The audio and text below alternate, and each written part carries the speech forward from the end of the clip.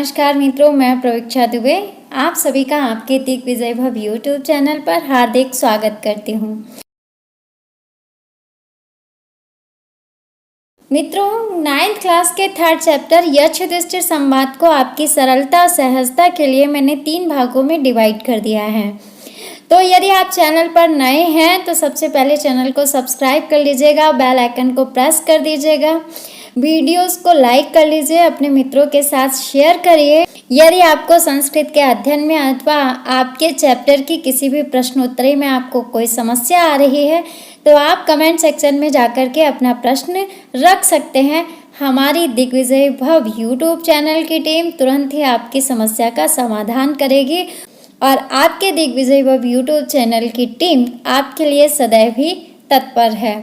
तो यक्ष युधिष्ठिर संवाद के 2nd पार्ट को आज हम पढ़ेंगे और इसमें देखेंगे कि ज्ञान के अथाह सागर को, जो कि हमने पहले ही आपको बताया कि नाव से कहाँ गहराई का अंदाज़ा जानता वही जो पानी में उतरा है। तो यहाँ भी वही भाव है कि यक्ष ज्ञानी है और युधिष्ठिर भी ज्ञानी है। यहाँ 2 महाज्ञानियों के ज्ञान की पराकाष्ठा आपको दिखाई देगी। तो यक्ष क्या प्रश्न करते हैं?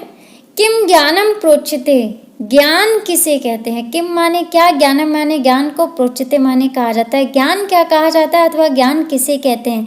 राजन माने हे राजन। यहाँ राजन शब्द युधिष्ठिर के लिए संबोधन अर्थ में है। किम ज्ञानम प्रोच्यते, ज्ञान किसे कहते हैं? कह शमस्य प्रकीर्तिता, और सम किसे कहते हैं? सम का अर्थ है यहाँ पर शांति से। किससे है? शांति।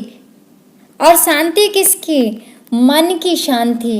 दया चाका परा प्रोक्ता का मतलब परा माने श्रेष्ठ, प्रोक्ता माने कहा गया, का माने किसे, दया माने दया या जो दया का भाव होता है, श्रेष्ठ दया किसे कही गई है।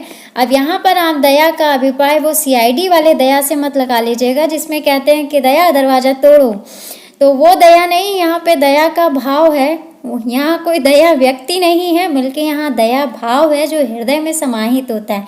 किसी के प्रति करुणा करना, किसी के प्रति हृदय का द्रवित हो जाना, ये क्या कहलाता है? दया। दया चाका परा प्रोक्ता, और श्रेष्ठ, परा का अर्थ क्या है? श्रेष्ठ। श्रेष्ठ दया किसे कहा जाता है? किम आर्जवम उदाहृतम। किम माने क्या, आर्जवम माने सरलता, उदाहृतम माने कही गई है। सरलता क्या कही गई है, अर्थात सरलता किसे कहते हैं? तो आंसर में युधिष्ठिर कहते हैं कि ज्ञानम तत्वार्थ संबोधाः, तत्वार्थ संबोधा, तत्वार्थ के संबोध को, तत्व के अर्थ को, संबोध माने जान लेना ही ज्ञानम माने ज्ञान कहलाता है। इस सृष्टि में तत्व क्या है? इस सृष्टि में पहला तत्व है वह परम ब्रह्म यानी कि वह परमेश्वर।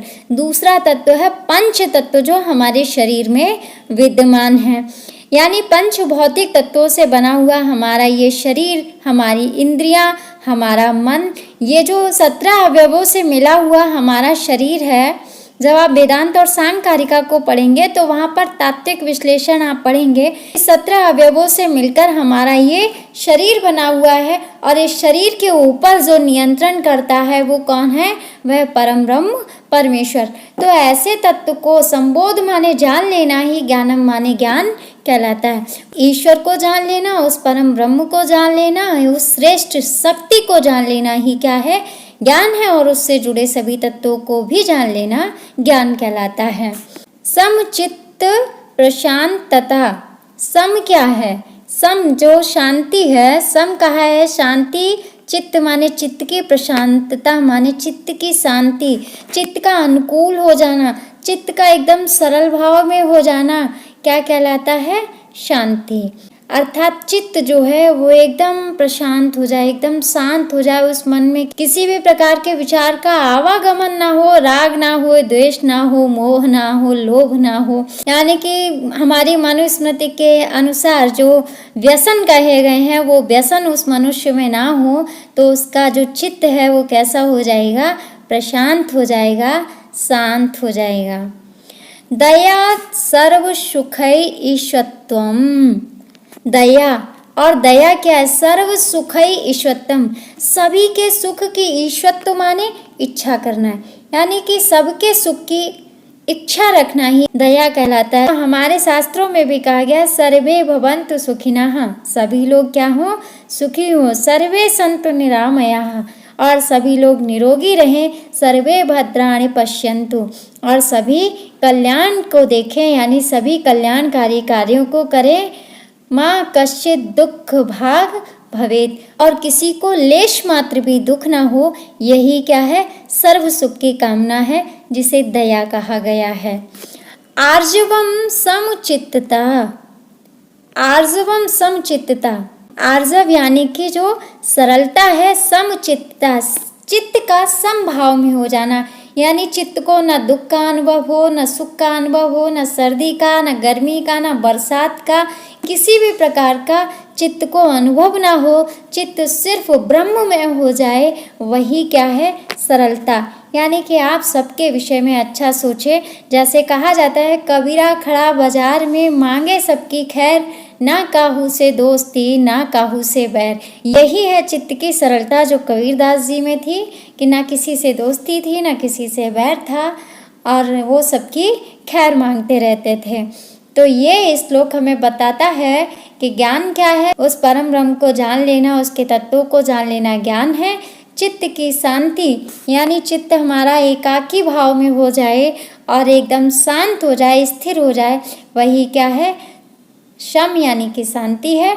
दया सर्व सुख है ईसत्वम, और सभी के सुख की कामना करना ही दया है। आर्जवम समचित्तता, और चित्त का समत्व भाव में आ जाना ही सरलता कही जाती है। गीता में भी कहा गया है, समत्वम योगमुच्यते, समत्व ही योग कहा जाता है, अर्थात योग के द्वारा ही आप अपने मन को समभाव में ला सकते हैं। उस योग के द्वारा ही आपके मन के विकार भी नष्ट हो सकते हैं। अग्रे गच्छामः यक्षदृष्टि संवादे यक्षः अग्रे किं किं कथयति। पंचम श्लोके यक्षः किं किं प्रश्नं करोति वयं सर्वे पश्यामः। यक्षः प्रश्नं करोति, यक्ष प्रश्न करता है, कः शत्रु दुर्जयाः। कह माने कौन, शत्रु माने शत्रु, दुर्जया माने जिसे जीता नहीं जा सकता। यहाँ पर दुर अव्यय लगा हुआ है। शत्रु दुर्जया शब्द को यदि हम तोड़ दें तो शब्द बनेगा आपका शत्रु, विसर्ग आएगा, ये जो दा के ऊपर रहा है ये विसर्ग में आएगा, फिर आपका हो जाएगा दुर उपसर्ग, ठीक है। और इसके बाद में दुर के साथ में आपका प्लस हो जाएगा जया। ये जो आपका रा है, ये रा जा पे चला जाएगा तो ये बन जाएगा दुर्जया। तो शत्रु दुर्जया है, यानी कठिनता से जीता जाने वाला शत्रु कौन सा है, अथवा अजेय शत्रु कौन सा है जिसे जीता नहीं जा सकता। पुंसाम माने पुरुष के द्वारा। का चाह, यहाँ पे कश्य शब्द है, जो टाइपिंग के कारण आपको क्लियर नहीं समझ में आ रहा होगा। ये लिखा है ऐसे, इसमें तालव्य शाह है, ये लिखा है कश्य, और ये वाला जो सा है ये शाह हो जाएगा विसर्ग, तो बनेगा आपका शब्द काहा, धन चा, यानी का पे विसर्ग आ जाएगी शाह वाली, और ये हो जाएगा आपका कह चा। ये रा भी व्याधि में रा भी क्या हो जाएगा, विसर्ग हो जाएगा। ये विसर्ग का रा हुआ था, अब हम जब तोड़ेंगे तो ये फिर से रा का विसर्ग हो जाएगा। व्याधि ही अनंत कहा, ऐसी कौन सी व्याधि है जो अंत तक रहती है, अर्थात जीवन पर्यंत जो व्याधि रहती है वो मरने के बाद ही साथ छोड़ती है। तो ऐसी कौन सी व्याधि माने रोग है, यानी ऐसी कौन सा रोग है जो कभी साथ नहीं छोड़ता। को वा स्यात् पुरुषः साधु, यहाँ पे को आप देख रहे हैं, यहाँ पे क्या है, को वा, को यहाँ वा है, वा व्यंजन है, तो विसर्ग का क्या हो गया है, ओ हो गया, इसलिए बन गया है आपका को। विसर्ग कर देंगे ओ को हम, हंसी चा से ओ हम आपको बताए थे ना। तो यहाँ पे का वा स्यात् पुरुषः साधु, साधुर लिखा है, साधु, यहाँ पर भी विसर्ग का रा हुआ है, तोड़ेंगे तो साधु बनेगा।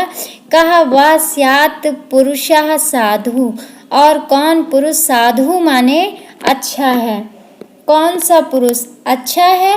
असाधु, रा में से आ छूटेगा, असाधु पुरुषः का, तो शब्द को हम तोड़ लेंगे। यहाँ रा में से छूटा आ, हमने लिखा क्या, असाधु, विसर्ग कर देंगे असाधु। अब पुरुषस्य, जैसे हमने कस्य को तोड़ा था वैसे ही तोड़ देंगे, यहाँ पर भी होगा पुरुषः धन च, पुरुषस्य कहा और कह असाधु पुरुष। कौन असाधु पुरुष है? असाधु का अर्थ होता है बुरा या जो अच्छा ना हो। कौन अच्छा पुरुष है और कौन बुरा पुरुष है, अर्थात कौन अच्छा नहीं है। क्रोध दुर्जया शत्रु। युधिष्ठिर उत्तर देते हैं कि क्रोधा सुदुर्जया शत्रु, शत्रु जो है वो क्रोध है और वही कठिनता से जीता जा सकता है, अर्थात क्रोध पर हर किसी का नियंत्रण नहीं होता, अर्थात क्रोध को कभी कभी जीता नहीं जा सकता। कहते हैं ना कि क्रोध में व्यक्ति अपना ही नुकसान कर लेता है, इसलिए क्रोध को हमेशा नियंत्रित रखना चाहिए। लोभो व्याधिर अनंत कहा, और लोभ नाम की जो व्याधि है माने रोग है, अनंत कहा, अनंत माने अंत तक रहते हैं, अर्थात मरने के बाद ही संसार में लोभ नष्ट होता है। तो लोभो यहाँ पर लोभ में विसर्ग है और व्याधिर अनंत का शब्द को हम पहले ही तोड़ चुके हैं। तो लोभो व्याधिर अनंत कहा, यानी जो हमारे शरीर में लोभ नाम का कीड़ा घुस जाता है ये रोग उत्पन्न कर देता है, और ये जो लोभ नाम की जो बीमारी हमें लग जाती है ये हमें अंत तक रहती है, यानी हम लोभ करने लगते हैं। हम लोभ का अर्थ आप कंजूसी से भी ले सकते हो, जिसके पास थोड़ा हो उसे और अधिक की चाह होना भी लोभ कहलाता है। सर्वभूत हितः साधुः, सर्वभूत, यहाँ भूत शब्द फिर से आया है। तो हमने आपको बताया था कि जब हम लोगों ने ईश स्तुति पढ़ा था, उस ईश स्तुति में भी जब हमने परम ब्रह्म परमेश्वर के बारे में मंत्र पढ़े थे वहाँ भी एक बार आया था भूत शब्द। तो संस्कृत में भूत शब्द जीते जागते प्राणियों के लिए हैं, वैसे हमारे इस वास्तविक धरातल पे भूत किसे कहते हैं? मरने के बाद के प्राणियों को। लेकिन यहाँ इस संस्कृत में भूत शब्द है वो चलते फिरते इंसान हैं। तो सर्वभूत हिताः, सभी प्राणियों का हित की इच्छा रखने वाले या हित करने वाले व्यक्ति साधु होते हैं।